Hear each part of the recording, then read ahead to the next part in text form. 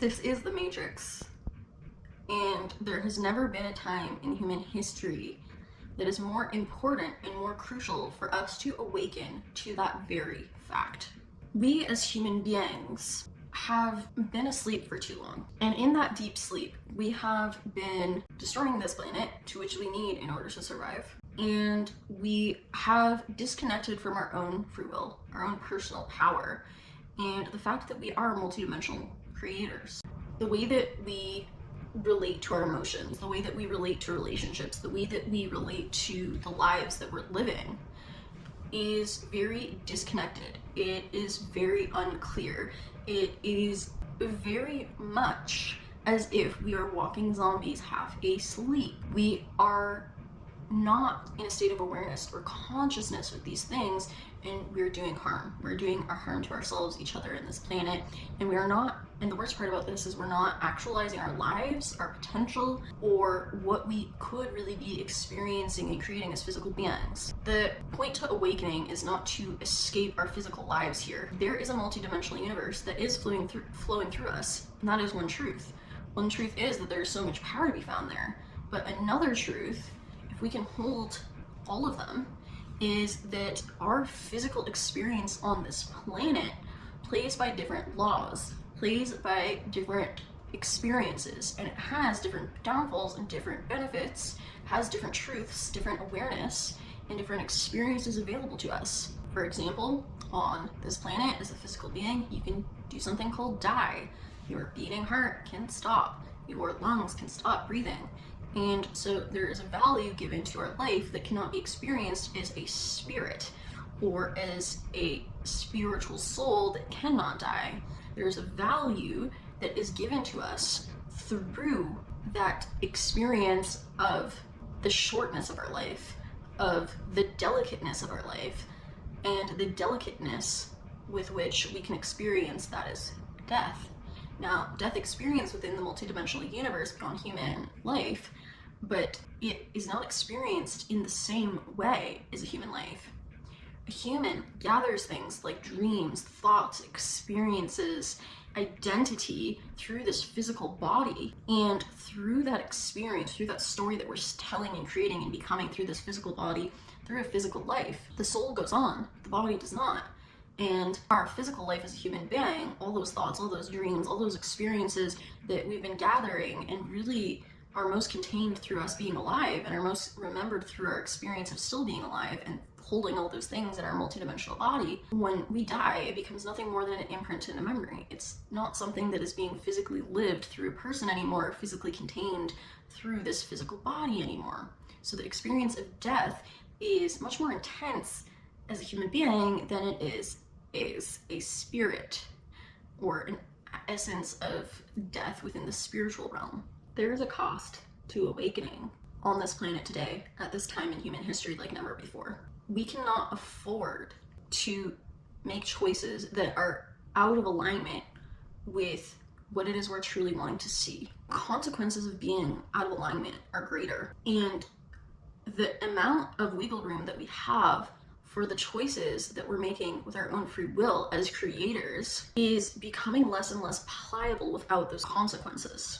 But on the flip side of that, there is an energy available to become our most empowered version of selves and to experience the greatest amounts of joy and the greatest amount of actualizing what it is we truly value, what it is we truly want to go about creating in our life, experiencing in our life, the kind of world that we want to see. There is the greatest potential in human history at this time to help fuel us, to help us create those values, because there has never been so much multidimensional energy come to the earth. There has never been so much awareness and so much awakening within humanity than at this time. And so the potential to create what it is you're wanting to create has never been so great. And we can no longer afford to not come into our personal power. We can no longer afford to continue to sleepwalk. We can no longer afford to be disconnected and to be afraid of our personal power, of our free will, and of awareness as a human being. It is time for us to awaken and to start trying to truly create the lives that we genuinely want to see for ourselves, that bring about the greatest sense of us living in alignment with the kind of life that we value. If I value freedom, then I'm probably living in a van and traveling all the time.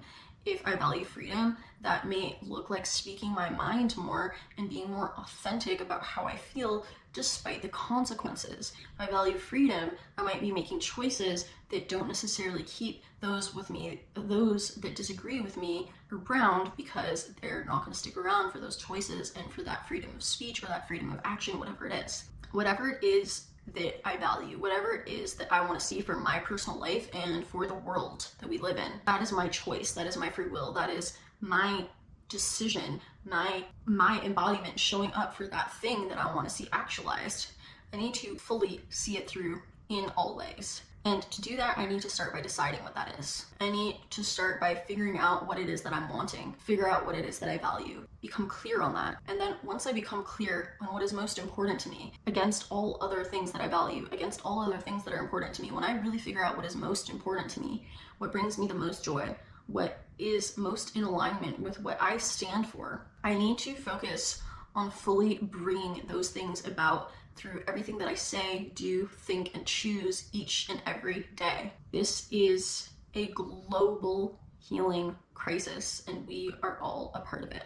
We are all a part of the new earth. We are all a part of the change, and we all have a vote on whether we want to make better choices, whether we want to come into our personal power, whether we want to choose emotional awareness, emotional attunement, emotional connection. It's not easy to change when there has been this much damage done. It is not easy to heal. It is not easy to become aware.